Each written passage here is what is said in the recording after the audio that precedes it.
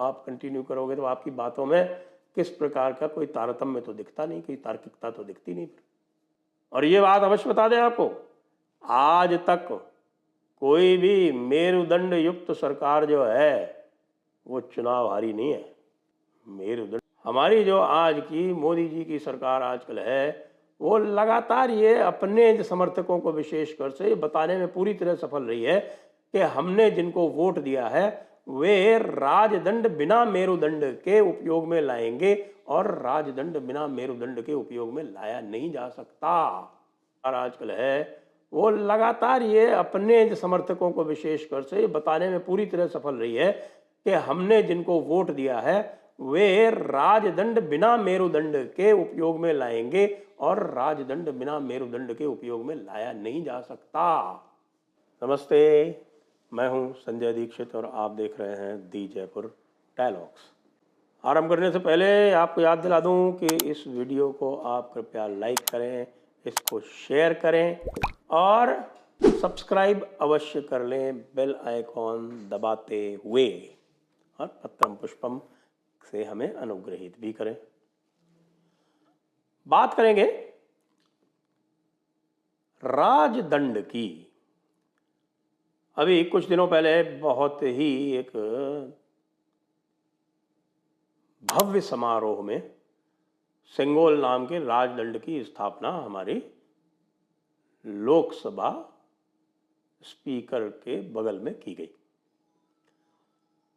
लोकसभा अध्यक्ष के बगल में राजदंड की स्थापना का अपना एक महत्व है, और हमने सबने उसकी चर्चा भी की। हमने ये भी कहा कि इस राजदंड की स्थापना का अपना एक संदेश है, अपना एक प्रतीक है ये, और वो प्रतीक ये है कि भारत की व्यवस्था में, राज व्यवस्था में, न्याय व्यवस्था में राजदंड जो है वो परिचायक है एक राजधर्म का, और राजधर्म के 4 अंग होते हैं: अन्वीक्षिका या त्रयी, वार्ता और दंड नीति। तो राजदंड जो है वो इनके चारों के बीच का सामंजस्य दिखाता है। इस तरह से इसको आप ये कह लें, अन्वीक्षिका जिसको कहते हैं वो होती है कि एक हम जो भी कार्य करेंगे वो हम एक सूचनाओं के आधार पर, सूचनाओं के विश्लेषण के आधार पर करेंगे। इसको आप कह सकते हैं शोध, अन्वीक्षिकी। और अन्वीक्षिकी से त्रयी, त्रयी है धर्म का द्योतक, यानी कि त्रयी मतलब होता है वेद। तो अन्वीक्षिकी, त्रयी, वार्ता मतलब व्यापार, वाणिज्य। आज के युग में उसको आप जो है वो मैन्युफैक्चरिंग के साथ भी जोड़ सकते हैं, इंडस्ट्री यानी कि उद्योग। तो वाणिज्य, व्यापार, उद्योग इत्यादि ये सब आ गए वार्ता। और दंड नीति, दंड नीति मतलब शासन प्रशासन। इसको आप और भी रिलेट कर सकते हैं, जिसको हम कहते हैं कि धर्म अर्थ काम मोक्ष, या फिर दूसरा हम कह सकते हैं कि भाई इसको जो साम दाम दंड भेद। अब दंड नीति के लिए और साम दाम दंड भेद में दंड का उपयोग लेने के लिए राजदंड के साथ साथ मेरुदंड की आवश्यकता होती है। मेरुदंड का मतलब होता है रीढ़ की हड्डी। तो आज का प्रश्न यह है कि क्या आप बिना मेरुदंड के राजदंड का उपयोग कर सकते हैं क्या? और मैं ये आज क्यों कह रहा हूं? मैं आज विशेषकर इसलिए कह रहा हूं कि लगातार हम देखते आ रहे हैं कि हमारी जो आज की मोदी जी की सरकार आजकल है वो लगातार ये अपने समर्थकों को विशेषकर से बताने में पूरी तरह सफल रही है कि हमने जिनको वोट दिया है वे राजदंड बिना मेरुदंड के उपयोग में लाएंगे, और राजदंड बिना मेरुदंड के उपयोग में लाया नहीं जा सकता। अब उदाहरण देख लें। एक और राकेश डकैत है या चडूनी है, ये छोटे मोटे जो हैं, ये खाप वाले हैं, वो किस तरह से सरकार को नचाते हैं। और हमारे जैसे लोग और बहुत सारे जो समर्थक रहे हैं, जिन्होंने वोट दिया है, जिन्होंने मोदी जी को प्रधानमंत्री बनाने के लिए जो कुछ भी उनके बस में हो सकता है वो किया है, वो अपने बाल नोचते रह जाते हैं। जब शाहीन बाग होता है, या जब पश्चिम बंगाल की हिंसा होती है, या जब उसके बाद भाई आपके जो है ये खापों वाले और किसान यूनियन वाले दिल्ली को चारों तरफ से घेर लेते हैं और 10-10 महीने तक घेरे बैठे रहते हैं, तो ये पता चल जाता है कि भाई ये मेरुदंड विहीन सरकार है। तो मेरुदंड विहीन सरकार को राजदंड का उपयोग कैसे समझाया जाए? तो राजदंड तो है, उसको उठाना पड़ेगा आपको। अगर आपके मेरुदंड ही नहीं होगा तो आप उसको उठाएंगे कैसे? राजदंड को उठाकर राजदंड का उपयोग करने के लिए मेरुदंड तो आवश्यक है। अब कल का उदाहरण ले लीजिए। कल क्या हुआ? कल आपने इस डकैत के धरने के चक्कर में आपने ये स्वीकार करवा दिया हरियाणा सरकार से, क्योंकि मुझे मालूम है कि हरियाणा सरकार को आपने कहा ही होगा कि वो जो भावांतर की योजना है उसमें अभी 1,000 दे रहे हो तो 2,000 दे दो यार, क्या फ़र्क पड़ता है, ये धरना तो हटा लेंगे। लेकिन आपको ये नहीं पता चलता कि आपने उसके क्या संदेश दिया। उससे संदेश ये दिया कि ये सरकार जो है अब ये लगातार चुनावी मोड में रहती है, कैसे भी कोई भी कुछ भी करेगा तो सबसे पहले वो ये देखेगी कि भाई इससे जो है हमारे कोई चुनाव में कोई असर तो नहीं पड़ेगा। और उस चक्कर में ये जो इनके विरोधी वर्ग हैं जो टूल किट से ऑपरेट होते हैं, और टूल किट के साथ ऑपरेट होने के साथ साथ विदेशी शक्तियों द्वारा फंडेड भी होते हैं, वो कोई भी कार्य करेंगे उनको पूरी तरह से एक फ्री पास दिया जाएगा कि भाई तुम चाहो जो वो कर लो, तुम चाहो तो आके हमारा लाल किले से तिरंगा भी हटा लो। हमने तो कह रखा है पुलिस को कि भाई देखो लाठी जो है वो सिर्फ दिखाने के लिए, उसको प्रयोग में मत लाना। तो जब साम दाम दंड भेद से जिस दिन दंड गायब हो जाता है ना, तो न साम काम आवे न दाम काम आवे, और पूरी तरह से दुष्टों का फिर नंगा नाच होता है, इसके अलावा और कुछ नहीं होता। तो अब लेटेस्ट अब क्या होने वाला है, आज फिर पहलवानों के समर्थन में जुट गए आके, कहाँ?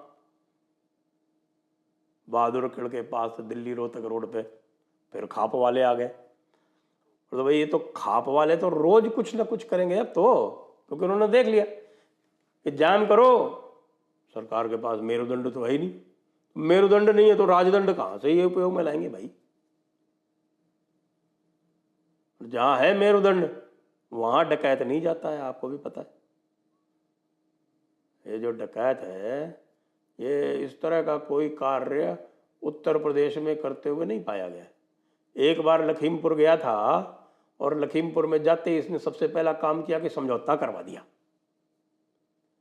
क्योंकि इसको कह दिया था कि जरा सा भी ज़्यादा दाएं बाएं किया नहीं कि पता चला कि तेरी सारी की सारी प्रॉपर्टी बुलडोजर चला देंगे, हमारे पास लिस्ट है पूरी। तो यूपी में नहीं जाएगा ये। मुजफ्फरनगर में पंचायत की थी इसने, तो कोई 150 लोग आए थे, तो फिर अगली पंचायत कह के साहब हम उधर हरियाणा में करेंगे, हरियाणा में 250-300 आ गए, तो उससे जो है उसको बहुत इनकरेजमेंट मिल गया। चड़ूणी को पकड़ के अंदर डाल दिया, फिर पहुंच गया। अरे भाई हरियाणा वालों, तुमको पता था उसने डिक्लेयर कर रखा है 12 जून, तो उसको जो है हरियाणा की सीमा में घुसते ही क्यों नहीं पकड़ लिया? पता नहीं राकेश डकैत से क्या लोगों का प्रेम है भाई, ये राकेश डकैत को नहीं करना किसी भी तरह से। और पता नहीं जाओ बालियान साहब जो हैं वो आ जाते हैं बीच बीच में, क्या सत्यपाल मलिक जी आ जाते हैं। भाई एक बालियान जीता हुआ है, मलिक जीता हुआ है, ये 2 ही जाटों की सीट है, इसके अलावा और आपको क्या मिलना है वहाँ पे? और ये दोनों वैसे ही जीतते हैं, तो दोनों जीतते किसके भरोसे आपको भी पता है। ये जाटों के वोटों के भरोसे नहीं जीतते, सब इनको जिताते नॉन जाट ही हैं। और इनकी दोनों की कॉन्स्टिट्यूंसी में जाटों की संख्या 10% से ज़्यादा नहीं है, और उनमें भी 40% इनके साथ ही रहते हैं, क्योंकि भाई है तो बिरादरी के ही।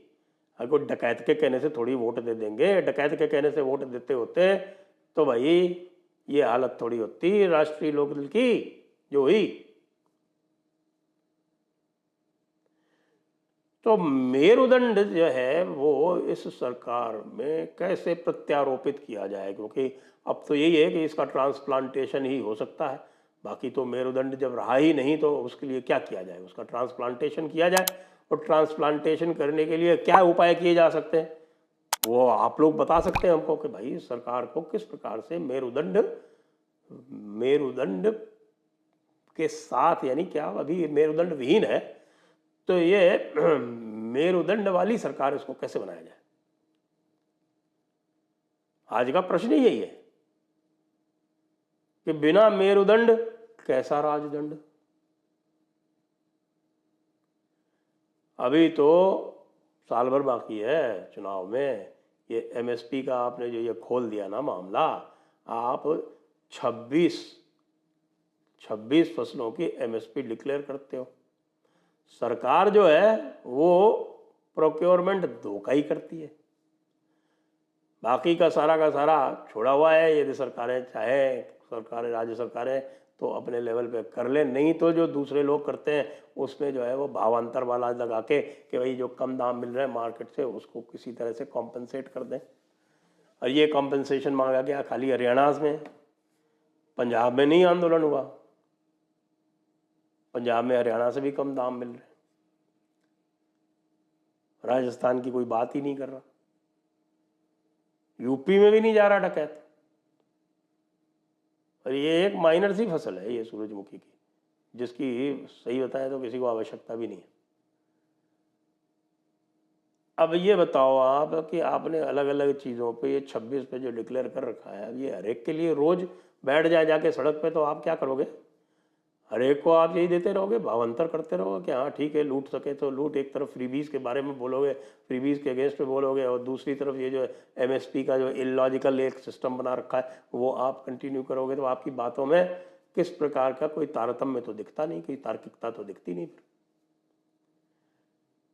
और ये बात अवश्य बता दें आपको, आज तक कोई भी मेरुदंड युक्त सरकार जो है वो चुनाव हारी नहीं है।